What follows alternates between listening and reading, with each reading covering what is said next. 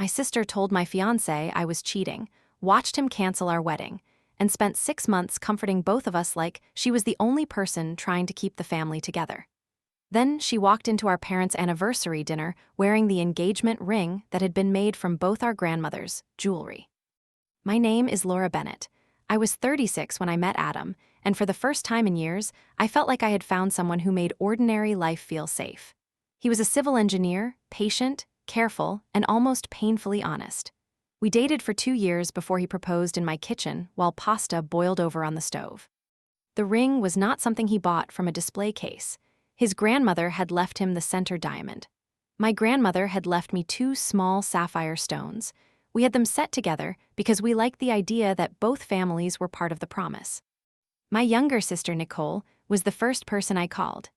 She arrived with champagne, took photographs of the ring from every angle, and hugged me so tightly I laughed.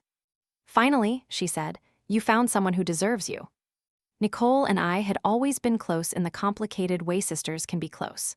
We shared clothes, defended each other at family gatherings, and knew exactly which childhood memory could make the other laugh. But there had always been competition underneath it. When I earned a promotion, Nicole joked that I had become the family success story. When I bought my first home, she told relatives our parents had helped me, even though they had not. When one of her relationships ended, she compared her boyfriend to Adam for months. I noticed the comments.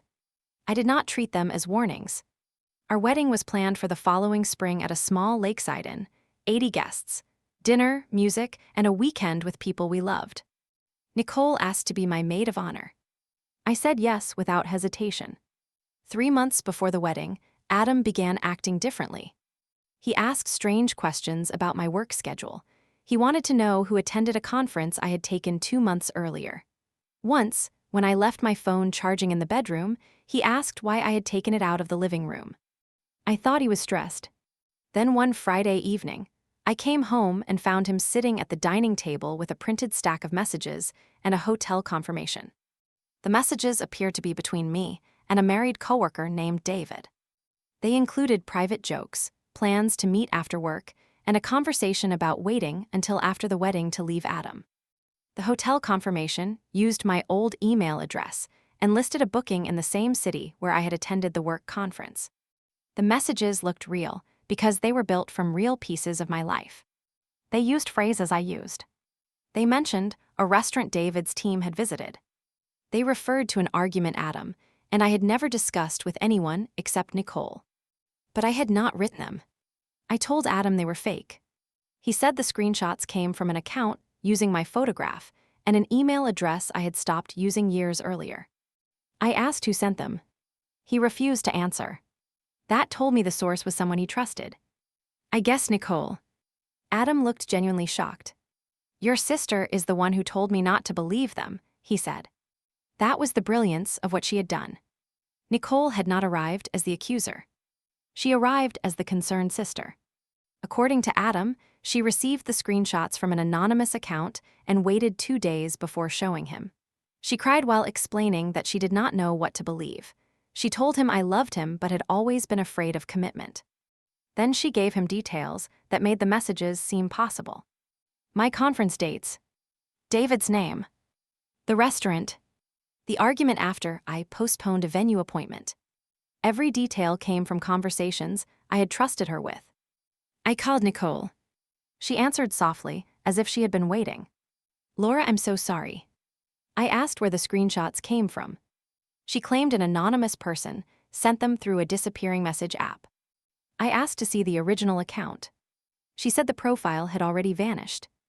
I asked why she told Adam private things about our relationship. She said he deserved context. I told her the messages and hotel booking were fake. There was a pause. Then she said, "Are you sure you're not just afraid to admit what happened?" My own sister said it with such gentle concern that, for 1 second, I understood why Adam believed her. I gave Adam my phone, laptop, location history, credit card statements, and work calendar. I called David on speaker. He was horrified. He sent Adam every message between us and confirmed that his wife had attended the conference dinner. I contacted the hotel. The reservation had been created online and canceled within 10 minutes. No payment had been processed. That should have helped. Instead, Adam said it could mean I had canceled after realizing someone new. The evidence had not only created suspicion, it had taught him how to reinterpret every answer as another lie. He moved into a hotel that night. 3 days later, he ended the engagement. He said he loved me, but could not begin a marriage without trust. I asked him to wait until we knew who created the account. He replied, "I don't know what proof would make me feel safe again." He returned the apartment key. I gave him the ring because the center diamond belonged to his family. We agreed the sapphires would be removed later and returned to me. That never happened. For weeks, I barely functioned. I canceled vendors, returned gifts, and answered relatives who wanted details. Nicole stayed close. She brought food. She slept on my sofa. She told everyone not to pressure me. At night, she said things like, "Maybe Adam was not strong enough for you." I did not understand then that she was studying the damage she had created. 2 months after the breakup, Nicole told me Adam had contacted her. She said he wanted help understanding what happened. I asked what she told him. "Only that I think you made a mistake and still love him." I thanked her. A week later, I received an anonymous email containing one sentence. "Stop asking where the screenshots came from." I showed Nicole. She stared at it for a long time, then said it proved David or someone from work was involved. But the email had used a phrase Nicole often used, "Stop asking." I saved it. 6 months after the engagement ended, our parents celebrated their 40th anniversary. They booked a private room at an Italian restaurant and invited immediate family. Nicole had become distant in the weeks before the dinner. Our mother said Nicole was bringing a guest but did not know who. I arrived late. Everyone was already seated. Then Nicole walked in beside Adam. At first, my mind refused to understand what I was seeing.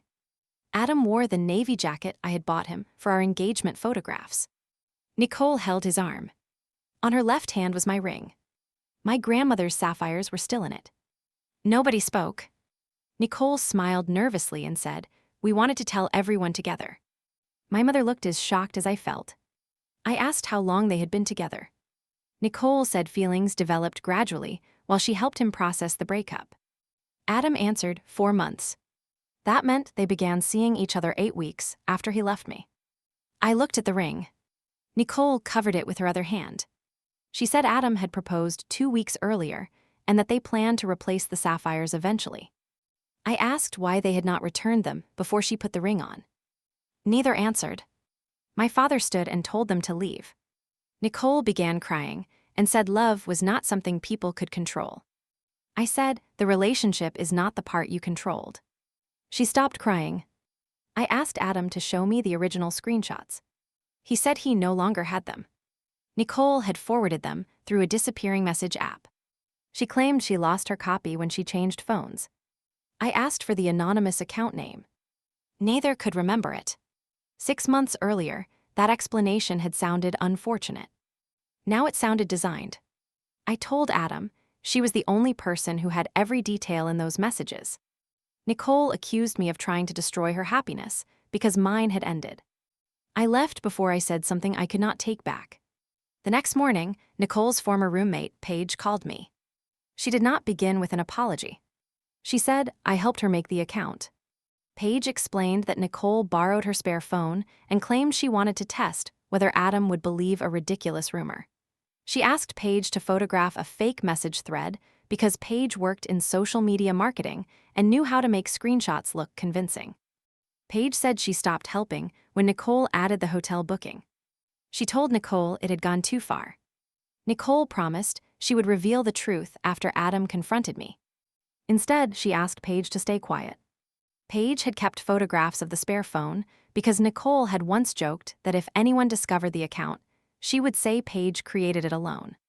She also saved a voice message Nicole sent the night Adam ended our engagement. In it, Nicole said, "He chose the evidence over her. Now I just have to make sure I'm the person he trusts afterward." The anonymous warning email had been sent from the same spare phone. Paige gave me the device identifier and the screenshots she had saved. I sent everything to Adam. He called back 11 minutes later. He sounded like he could not breathe. He asked whether I had known. I said I knew she had the information. You decided my word mattered less than a disappearing account. He said he was coming over. I told him not to. By that evening, Nicole's engagement had ended. Adam confronted her at our parents' house. She first blamed Paige. Then she admitted creating the messages but claimed she only wanted to test him. Adam asked why she started dating him. Nicole said they bonded through the pain. My father replied, pain she manufactured. Nicole returned the ring. Adam tried to give it back to me. I refused. That ring no longer represented a promise. It represented how easily two people had treated my life as something they could rewrite. Adam apologized repeatedly. He said he had been afraid of looking foolish if he ignored the evidence. I told him he chose the fear of looking foolish over the risk of trusting the woman he planned to marry. There was no repair for that. Nicole entered counseling. Paige ended their friendship. My parents stopped protecting Nicole from what she had done. For almost a year, Nicole sent me messages apologizing. I answered only once. You did not steal Adam. You exposed that he could be taken. What you stole was my belief that my sister would never deliberately destroy me. That loss took longer to grieve than the engagement. A year later, I accepted a position in another city. Before I left, my mother gave me a small box. Inside was my grandmother's original ring setting without Adam's diamond. My father had taken it to a jeweler. The center stone was returned to Adam's family. In its place, my parents used a blue stone from a necklace my grandmother once owned. I wear it on my right hand. Not as an engagement ring.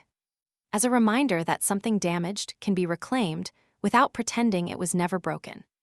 My sister told my fiancé I was cheating, watched him leave me, and then wore my engagement ring to our parents' anniversary dinner. She thought the greatest betrayal was taking the man I loved. It was not. The greatest betrayal was using everything I trusted her with to make a lie sound more believable than my own voice. What would you have done at that dinner?